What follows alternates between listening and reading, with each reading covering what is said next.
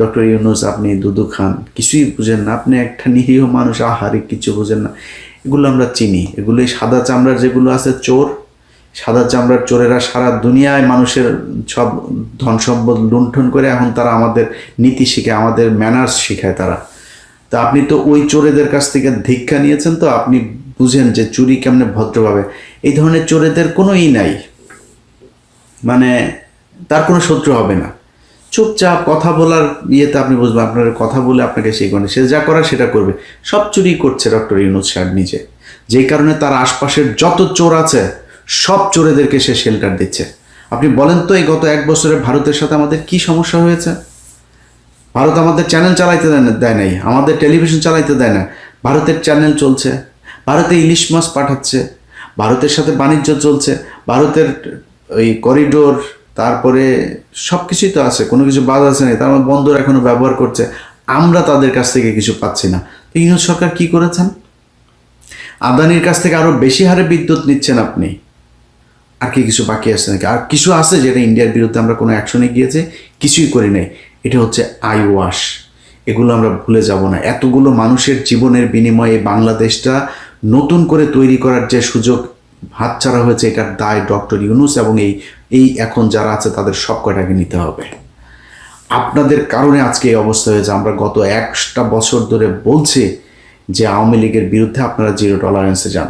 কয়েকদিন আগে মাহফুজের উপর এখানে হামলা হলো, সেই হামলায় ঘুরায় পেঁচায় তারপরে গোলাম মর্তুজা এখানে প্রেস মিনিস্টার করে বানিয়েছে তারে। সে মানে নানান ধরনের তেনা পেঁচায় টাচায় তারপরে বোঝানোর চেষ্টা করলো এটাতে আওয়ামী লীগের ওইরকম তেমন কোনো দায় নেই, এখানে কিছু উচ্ছৃঙ্খল ছেলে পেলে ছিল, তাদের কারণে এটা হয়ে গিয়েছে। দূতাবাস কোনো ব্যবস্থাই নেয় নাই। দূতাবাস থেকে বরং এখানকার সরকারের এজেন্সিরা যে ব্যবস্থা নিতে চেয়েছে সেটাকে তারা বাধা দিয়েছে, সেটাকে তারা নিরুৎসাহিত করেছে এখানে, এবং সেটার প্রমাণও আছে আমাদের কাছে। দূতাবাস থেকে বলা হয়েছে তাদের কাছে যে আমরা এটা নিয়ে কোনো ঝামেলায় যেতে চাই না। সেটা যদি ব্যবস্থা নেওয়া হইতো ভালো করে, তাহলে আজকে এই হামলা করার সুযোগ পেত না। এই হামলা করা হবে এটা দূতাবাসের, এরাও জানতো, এই কারণে এটা নিয়ে কোনো ঝামেলায় যায়নি। ভাই আপনার তো কষ্ট নাই, আপনি তো এখানে পেয়েছেন আরামে। আমার দেখান না যে মন্ত্রী এই ইয়েতে ডক্টর ইউনূস ভাই, আপনারে তো আমরা কাজে লাগাইছি, কাজের লোক টোককে কাজে লাগাই না, আমরা কাজে লাগাইছি। আপনার মতো বালছাল এগুলি এই বাংলাদেশের জন্য জীবনে কোনোদিন কোনো কাজে আসেন নাই। আপনারা কেন কাজে লাগাইছি জানেন? খালি ওই যে ধর্মীয় গুটি খেলে না আওয়ামী লীগ, এই কারণে এই কয়েক মাস আপনার দরকার ছিল। আপনার মতো এরকম এই ভদ্র চোর, ভদ্র সুদখোর আমাদের দরকার নাই ভাই। আপনি এই দেশটারে, এই বিপ্লবটারে ড্যাশ মাইরা তারপরে ছেড়ে দিয়েছেন। আমরা এইরকম দেশ চাই নাই। এই এই কয়টা দিন যদি নাকি আপনি মনে করেন যে ন্যূনতম একটা একটা শৃঙ্খলা, মানে কি হয় না যেটা আগে হতো না, মানে আগে হতো যেটা, এমন কিছু আছে যে এটা এখন হচ্ছে না, কোনো কিছু ভালো হয়েছে? ঘুষ, সুদ, কোনো মারামারি, দখল, চাঁদাবাজি, সব কিছু হচ্ছে। আপনার মতো এরকম ভালো এক বালের রাষ্ট্রনায়ক দিয়ে আমার লাভটা কি? আপনি কি বাল ফলাইছেন? আপনি গত এগুলোর ব্যবস্থা আপনার চোখের সামনে চুরি করে আপনি কিছুই বোঝেন না। সব বুড়া মুড়া এগুলি খাটাসগুলি ধরছেন, জীবনে কোনোদিন নামও জানি না। এই দেশের এই 15 বছর তার অবদান কি? আপনি সরানো না তাদেরকে। আপনি এই জন্য এসছেন এখানে। আপনি যা ডিজার্ভ করেন তার চাইতে শত সহস্র কোটি কোটি গুণ আপনাকে বেশি সম্মান দেওয়া হয়েছে। আপনি আমার ক্ষমতা আছেন দেখে আপনার চ্যাটের বাল হয়ে গেছেন, আপনার তো মিয়া কামলার মতো কামে লাগাইছি আমরা। আপনার এইখানে থাকলে, আপনার মতো এরকম একটা সুদখোর যদি থাকে, তাহলে ইন্টারন্যাশনালি তারা আমাদের কিছু বলবেন, এই জন্য কামে লাগিয়েছে আপনার। আপনি এই দেশের জন্য জীবনে কোনদিন কিছু করছেন নাকি? আপনি ওইখানকার বাল ঘুরেন, খালি সারা দুনিয়ায় গার্লফ্রেন্ড আর মদ নিয়ে ঘুরেন, দেশের কোনো কাজ করছেন? আপনি জীবনে কোনোদিন আজ পর্যন্ত কাজ করেছেন? কোনো কিছু করেন নাই। এখন সুযোগ পেয়েছেন, লুটপাট করে খাচ্ছেন। আপনার ওই যে ভতিজা যা আছে সব চিহ্নিত রে ভাই। হ্যাঁ, আপনার এক অপূর্ব চোদনে থাকতে পারে না মানুষ, এর কাছ থেকে নেয়, ওর কাছ থেকে নেয়, এমন বিশাল বড় এক নেতা হয়ে গিয়েছে। তো আওয়ামী লীগের লোকজনের সাথে ঘুরে ঘুরে এখানে এই যে বিশ্বজিৎ টিশ্বজিৎ এগুলির সাথে ধান্দাবাজি করে, ব্যাংক থেকে আইনে এখানে এনে তারপরে টাকা করে, এই স্পন্সর করে। মেরিয়টে করেছে, কয়েক লক্ষ ডলার খরচ করে তারপরে এখানে প্রোগ্রাম করেছে। কোনো মানুষজন নাই, খালি বাংলাদেশের বিভিন্ন ব্যাংক থেকে টাকা এনেছে। ধান্দাবাজি সবই হচ্ছে। এই দেশের কি উপকার হয়েছে, একটা সাধারণ মানুষের কি উপকার হয়েছে? যেই ছেলেগুলো মারা গিয়েছে তাদের তালিকা এখন পর্যন্ত করতে পারেন না এই সুদখোর ইউনূস। আপনারা এই বিপ্লবে আপনি যে ক্ষতিটা করলেন, এটার সুযোগ আপনার হাতে ছিল। বাংলাদেশের মানুষ আপনাকে একদম ব্ল্যাঙ্ক চেক দিয়ে দিয়েছিল, ব্ল্যাঙ্ক সাপোর্ট দিয়েছিল। যা মনে চায় করেন ডক্টর ইউনূস। আপনি চুরি, আপনার কিছু লোকজনের চুরির সুযোগ দেওয়া ছাড়া আপনি কোনো কিছু করেন নাই। এই জন্য এতগুলো মানুষ মারা যায়নি।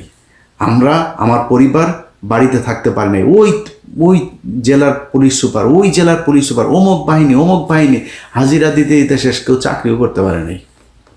খোঁজ নিয়েছেন আমার পরিবারের লোকজনের সরকারি চাকরি গিয়েছে, সে চাকরি ফেরত পেয়েছে কিনা খোঁজ নিয়েছেন? এখন পর্যন্ত জেনেছেন? মামলা পর্যন্ত সরান নাই। আপনাদেরকে ছেড়ে দিব মনে করছেন, এইসব জেদ মনের ভিতরে চুপচাপ বসে আছে, অনেক সহনশীলতা দেখাচ্ছে। কারণ অনেকগুলো সমস্যা, হাসিনা না থাকাতে অনেকগুলো সমস্যা মাথা থেকে সরে গিয়েছে, যেই কারণে হজম করছে খুব ঠান্ডাভাবে। এটা খুব বেশি দিন হজম করব না। এখন তো তাও আসেন ক্ষমতায়, তারপরে একটু কম বলি, ক্ষমতাটা যাইতে দেন, গোষ্ঠী উদ্ধার করে ছেড়ে দেব আপনাদের। আপনারা কি মনে করছেন তোরা যারা চুরি করছিস সেখানে বসে, তোদের দেশ ঠিক করে দেওয়া যাইতে হবে। এই 3 মাস যা সময় আছে না, এই 3 মাসের মধ্যে আওয়ামী লীগের সব কিছু একদম জিরো টলারেন্সে গিয়ে এদের সব কটারে ধরবি, এদের বিরুদ্ধে ব্যবস্থা নিবি। এখানে যারা করে এদের চেহারা দেখা যায় না। আমার সম্পত্তি ক্রয় করতে যায় নাই, কনক সারোয়ারের বোনরে ধরে নিয়ে যায় নাই, পিনাকির বাড়ি ভাঙচুর করে নাই, ওই বিএনপির লন্ডনের মালেকের বাড়ি ভাঙচুর করে নাই, বাদল মির্জার বাড়ি ভাঙচুর করে নাই, এগুলো করে নাই তারা। তোরা কি করছিস? এখানে ওরা যে চেহারা দেখায় দেখায় যা মনে চায় তাই করে। কি করছিস? খালি টাকা পাইলেই চলে। টাকা পাইলে তোর বারও লাগাইতে দিবি, তোরা তোদের বাদেরকেও লাগাইতে দিবি, শুয়োরের বাচ্চারা। তোরা টাকা পাইছিস আর কিচ্ছু মনে নাই তোদের। কে আওয়ামী লীগ করে, কে কি করে, দেশে কি হয়েছিল কিচ্ছু মনে নাই। ইভেন এই পোলাপানগুলা, আরে ভাই এই দেশের সমস্যাটা কি ছিল জানেন না? এই দেশের সমস্যা ছিল বিডিআর হত্যাকাণ্ড। ভুলে গেলেন? মনে নেই এদের কথা?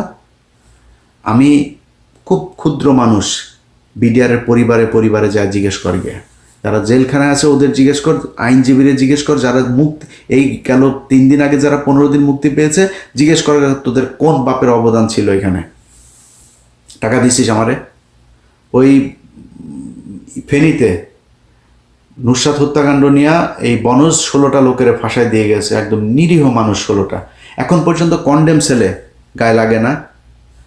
1 বছর 1.5 বছর হইতে গেল গায়ে লাগে না, লোকগুলির কথা মনে হয় না। কারা কারা কষ্টে ছিল খোঁজ নিয়েছিস কোনোদিন? আমি যা সেই লোকের আইনে টাকা দিয়েছি, ওই সেই ফরিদপুরে মনে আছে পঞ্চপট্টিতে যে মানুষগুলোর যে মারলো, 2টা ছেলেরে পিটায় মেরে ফেললো মন্দিরের পাশে, গেছিস? ওই যে একটা মহিলারে ভোট দিতে যায় না এদিকে, তারে যে 4 বাচ্চার জননীটারে যে সুবর্ণচরে ধর্ষণ করলো, গেছিস? তাদের খোঁজ নিয়েছিস? তোদের তো উচিত ছিল এগুলি করা। আবরারের বাসায় আবরারের বাপ মারে দেখতে গেছিস? আবরারের পরিবারের জন্য কিছু করছিস? আমি গরিব মানুষ, আমি তারপরে আমার সামর্থ্যের মধ্যে যতটুকু সম্ভব ততটুকু করেছি। যে কটার নাম বললাম সবগুলো পরিবারের কাছে গিয়ে জিজ্ঞেস কর গিয়ে। তোরা সেটা ভুলে গিয়েছিস, মনেই রাখিস নাই। তোদের হাতে সুযোগ, এখনো সুযোগ আছে। এই হাসনাত সার্জিস এরাও যদি চায় না, এখন পর্যন্ত বিডিআরের এটা নিয়ে কোনো কথা বলেছেন? আপনারা একজনকে পাঠিয়ে দিয়েছেন, একজনকে কেন? ওইটা আপনার কাছে মেন মনে হয় না? ধান্দাবাজি করার জায়গা পান না? আপনাদের কিছু বলি না দেখে কি মনে করেন? এগুলি করেন, এগুলির মানে কোনো দায় নাই।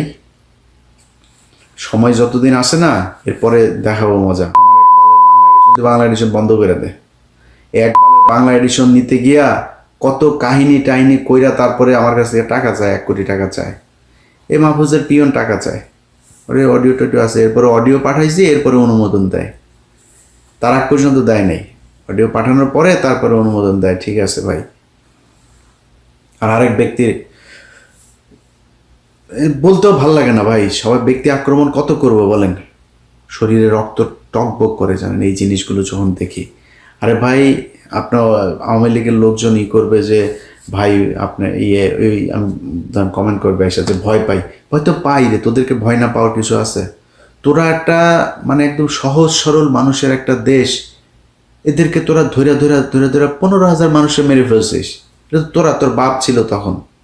তোরা যুবতী মেয়েদেরকে ঘরে ঘুমাইতে দিস নাই, তোদের রক্ষী বাহিনী, তোদের এই যে তোর বাপের ভাগনা টাগনা যেগুলি ছিল, এগুলি মিলে এগুলি করতো।